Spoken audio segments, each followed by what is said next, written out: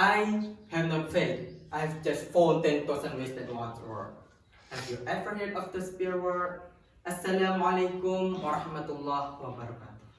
To another judge and respect to all of the viewers. Ladies and gentlemen, standing in front of you all, I am Nabil from Senior High School Fatihul Mahfudz, who would like to deliver an inspirational story under the title Tyrants. This story is based on a true story about a scientist who, when his child, he was kinda deaf and always considered stupid. So, prepare your attention and let's get started.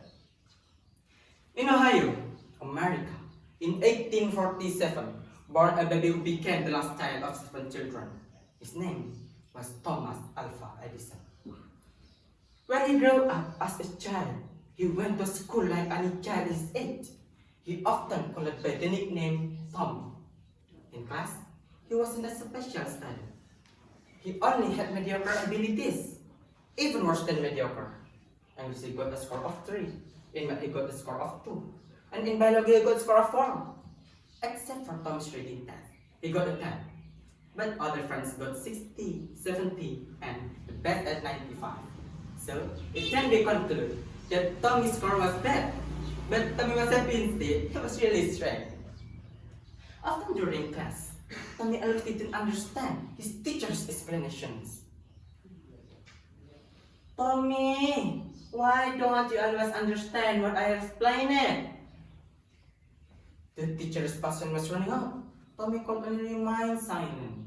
Until one day, Tommy got a letter from his teacher. Give it to your mother, and don't read it while you are on the way. Tommy accepted the letter from his teacher curiously. He took it home without opening it, as his teacher had instructed. When he was at home, Mom, I got a letter from his teacher. Tommy told it to his mother. Tommy was so excited to read the letter by himself. But because he couldn't read, how else? He could only wait for the letter to be read by his mother. Tommy's mother was shocked to read the letter, then cried. Tommy's curiosity was getting worse. Hey Mom, what's wrong? Tell me what is in the letter. First said Tommy. Tommy's mother thought for a while. Then she smiled. Your son is a genius boy. This little school can't teach him anymore. We don't have good enough teachers. Therefore, the school decided that Tommy should be educated by his own parents. Like the mother with a trembling voice, she closed the letter back and said, You are a great son, Tommy. The school hasn't been good enough for educating a genius boy like you. From this moment, let your mother educate you as with her. Tommy's mother was crying again after saying that. Hooray! Tommy was crying happily instead because he thought that his mother was crying in happiness. Tommy only went to school for 3 months. After that, he spent his days at home with his mother studying nature, explore the world of science, and wait through curiosity. Even though he didn't go to school, he still had deep of curiosity and was always excited to try. That way, Tommy felt more comfortable, so he could study freely without any problem with school grades. At home, he often dissected animals around his house, not for torturing the animals, but because of his strong of curiosity. He also read a lot of adult scientific works. At the age of 12, he set up his little chemistry lab in the basement of his house. A year after that, he succeeded in making his own telegraph.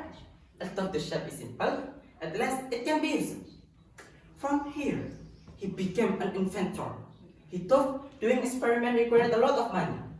Eventually, he worked as a pepper and candy man at the city station.